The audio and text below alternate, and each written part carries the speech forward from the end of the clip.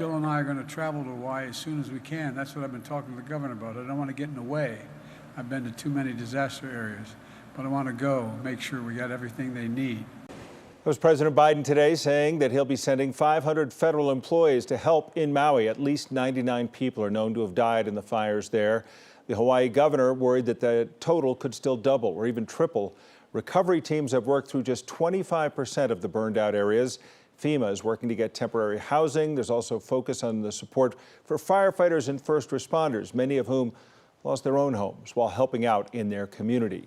Of course, there are many ways that the people of Maui will have to recover, and it will take years. There may be lingering health issues as well from those fires. Joining us now to talk about that, our 9 Health expert, Dr. Kohli. Well, let's talk about what you see first as the most dangerous things that are imminent right now that they have to face. You know, Tom and Kim, in the acute setting, the pollution created by these fires, and we've talked about this before in the setting of our wildfires here, but pollution creates particulate matter. We inhale that particulate matter deep into our lungs where it creates inflammation, cancer risk, lung damage, not just in the short term, but we're talking their longevity, their risk for dementia down the line, and it's directly related to the dose. And so when you have such a large area affected, you're getting a huge dose. Well, and they're on an island here, so That's it's right. not like they have a lot of other places to go to, nor does anybody. I mean, look at Marshall Fire too. But what's the difference between a building burning versus like grass or open fields? Yes, huge difference. In fact, building fires or city fires are much, much worse because you think about not just what you're burning in terms of the trees and stuff that are around, but you're also burning the paint, which often has lead in it. Yeah. You're also burning the buildings, many of which in Hawaii were built before 1970, and they have asbestos in it. And you're burning rubber, you're burning plastic, and these things create something called volatile compounds. So putting all that together, your exposure to lead, exposure to asbestos, exposure to these volatile compounds creates digestive issues, headaches, nausea, almost a poisoning type of picture in the short term. And in the long term, we've talked about the risks of cancer, lung damage, heart disease, kidney disease, the list goes on. Yeah, nothing really gets to Hawaii very quickly. I mean, by planes, it takes hours to get help on the way there.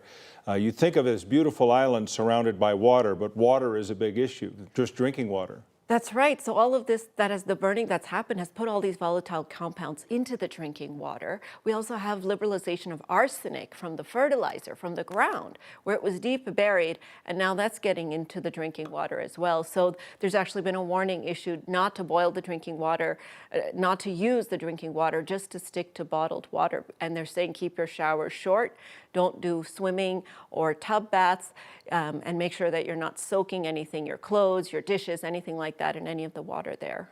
So things have just kind of frozen in time for them right now as help slowly starts to arrive. But there are other people with real health care emergencies in the midst of this. And then the first responders and everybody else. Honestly, I can't even imagine. And I know they're looking for survivors. Many of those survivors are going to need urgent medical care, and many of those facilities don't exist. We know that inflammation can trigger heart attacks, and this type of acute stress can trigger heart attacks and strokes.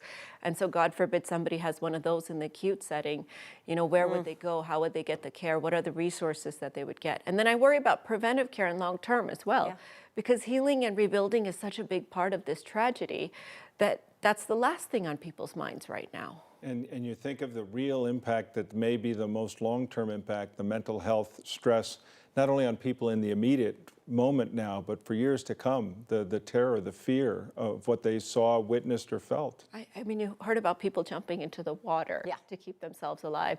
And we know that losing your home is like losing a family member.